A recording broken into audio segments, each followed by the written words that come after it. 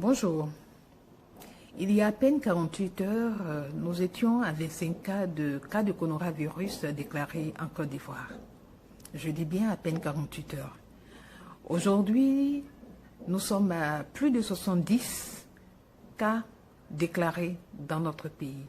Chers amis, le président de la République, vu l'ampleur de la situation, a pris des mesures complémentaires pour endiguer ce fléau.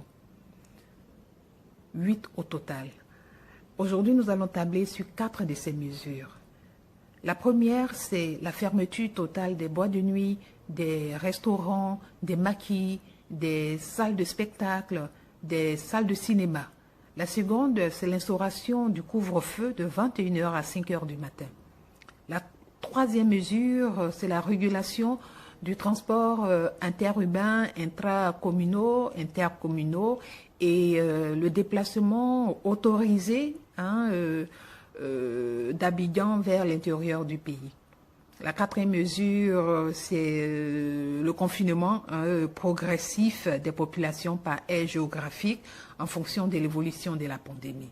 Chers amis, ce sont des mesures qui sont prises pour nous. Comment? Qu'est-ce que je fais moi? Qu'est-ce que tu fais toi? Qu'est-ce que fait le voisin? Qu'est-ce que fait le collaborateur? Qu'est-ce que fait le collègue de travail?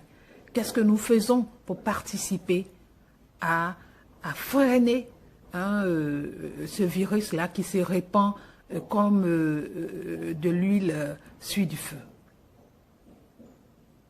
Vous savez, la mesure concernant la fermeture des boîtes de nuit, des maquis, est une très bonne chose. Le virus, le Covid-19, le coronavirus, il se répand en ces lieux.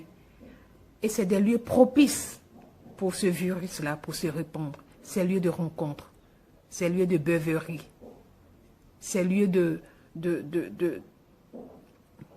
rencontre, voilà. Donc, il était bon que ces mesures-là soient prises pour que nous soyons un peu canalisés chez nous à la maison. La seconde mesure concernant le couvre-feu, vous savez, on dit souvent que la nuit, tous les chats sont gris. Tous les chats sont gris la nuit, c'est-à-dire qu'il y a beaucoup de choses qui se passent la nuit.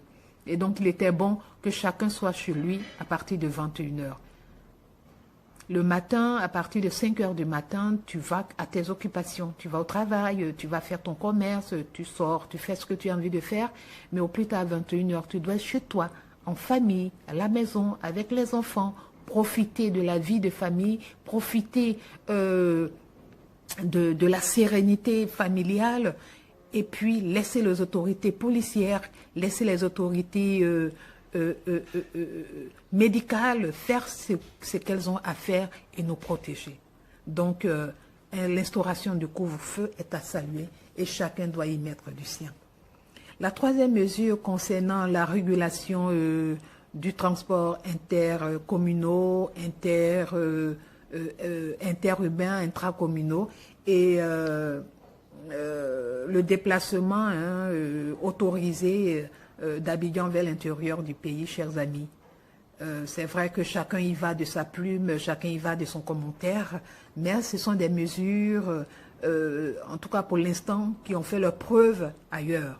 Et donc, il faut que nous puissions également tabler là-dessus pour nous aider à freiner la propagation de la maladie. Vous savez que quand on parle de réguler le transport intercommunal ou interurbain ou intra-urbain, il y a plusieurs mesures qui sont prises en compte. Tenez par exemple, il est dit, s'agissant du coronavirus, que nous devons pouvoir garder une certaine distance entre nous, une distance d'au moins 1 mètre.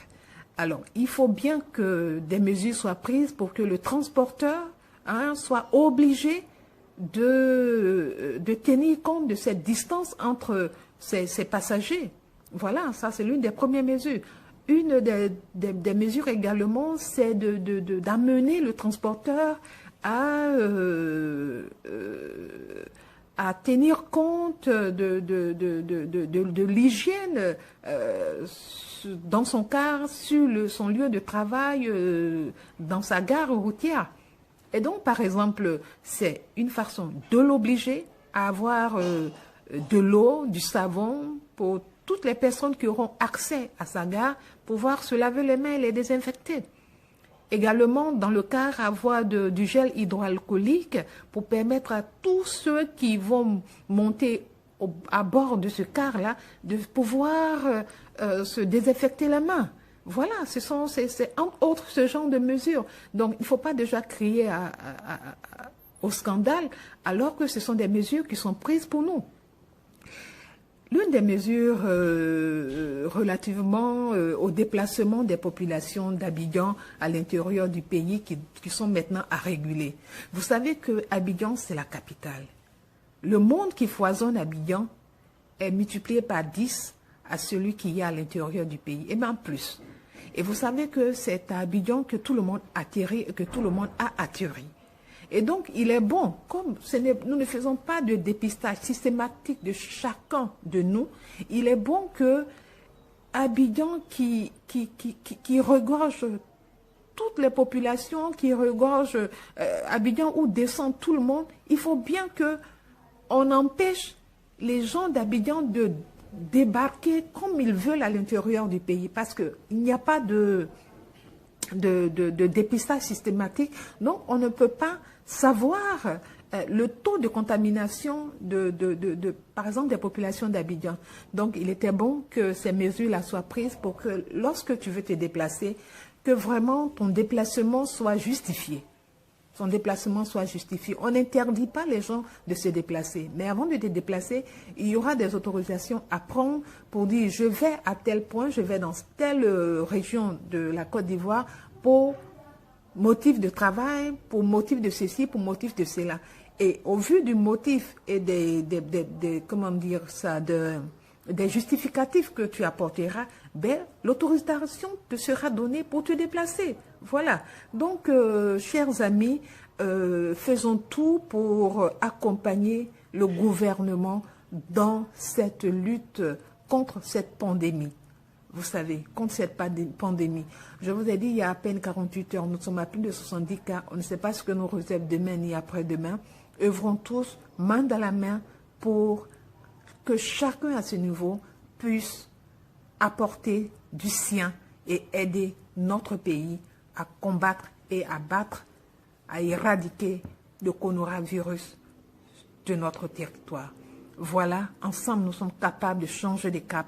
Ensemble nous sommes capables de vaincre ce virus. Portez-vous bien.